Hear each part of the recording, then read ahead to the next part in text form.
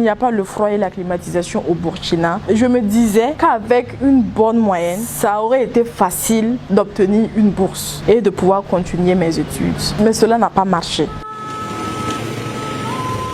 C'est ainsi que Sédougou Wenpouré Anne-Inès voit son rêve lui échapper telle une goutte d'eau entre ses doigts. Âgée de 20 ans, Inès obtient son bac professionnel en froid et climatisation en 2023. Son rêve, devenue une experte dans le domaine du froid et de la climatisation. Un rêve pour lequel elle s'est donné les moyens en décrochant son bac avec une moyenne générale de 15,05 sur 20 afin d'obtenir une bourse pour poursuivre des études supérieures en froid et climatisation. Après des candidatures infructueuses justifiées par un manque de moyens financiers pour certaines et l'absence d'une pièce pour d'autres, Inès a pris la résolution de lancer un cri de cœur à toute bonne volonté pouvant lui apporter une quelconque aide. Mais d'abord, écoutons ce qui l'a motivée à s'intéresser au domaine du froid et de la climatisation. Ce qui m'a motivé de faire le bac pro en froid et climatisation, c'est que je voulais vraiment continuer jusqu'au bout dans cette filière-là. Comme il n'y a pas le froid et la climatisation au Burkina, ni dans les instituts, j'ai vraiment bossé parce qu'il faut des bourses pour pouvoir continuer dans la sous-région, comme par exemple le Maroc, ou bien dans les pays européens. Donc je me disais qu'avec une bonne moyenne, ça aurait été facile d'obtenir une bourse et de pouvoir continuer mes études. En effet, tenez-vous bien, pour des élèves passionnés de ce domaine de froid et climatisation, il n'est pas possible pour eux de continuer des études supérieures au Burkina Faso. La raison, il n'existe pas de filière supérieure en froid et climatisation au Burkina Faso. C'est ainsi que Inès, passionnée du froid et de la climatisation, a postulé pour des bourses d'études canadiennes et marocaines. En première position, j'ai eu à postuler pour la bourse canadienne, qui était une bourse partielle. Il y avait une partie de la bourse qui était subventionnée par la bourse elle-même et une autre partie était à la charge du candidat. Et le montant de la bourse était de 9 millions. Et moi, je devais payer la moitié qui s'élevait à 4 500 000. Mais à défaut de moyens, je n'ai pas pu continuer mes études avec cette bourse-là. Cette année, j'ai déposé la bourse marocaine. Avec les bourses marocaines, la présélection se faisait d'abord à partir des notes semestrielles de l'établissement.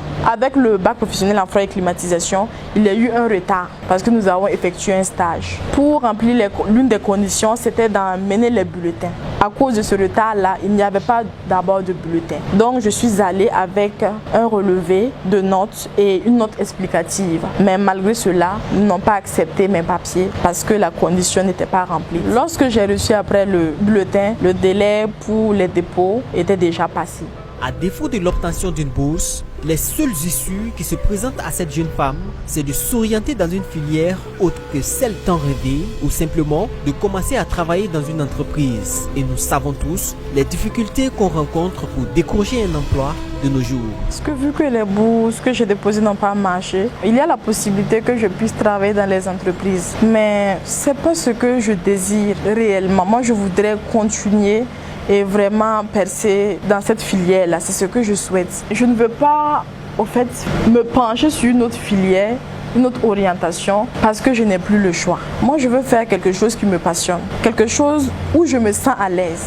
Parce que pour travailler, il faut déjà aimer la chose. Moi, je veux vraiment emprunter cette filière-là qui était dite masculine. C'est vraiment inciter les femmes, au fait, dans les filières dites masculines, parce que l'on dit maintenant qu'il n'y a pas de travail homme-femme. Tout le monde peut le faire. Mais déjà, si mes jeunes sœurs vont emprunter cette filière un jour et déjà s'arrêter juste au niveau du bac professionnel, je ne pense pas que ça va les inciter. Juste de penser un moment que l'on va commencer sans terminer parce que soit on n'a pas les moyens, soit il n'y a pas de bourse ou rencontrer ces mêmes difficultés-là que moi.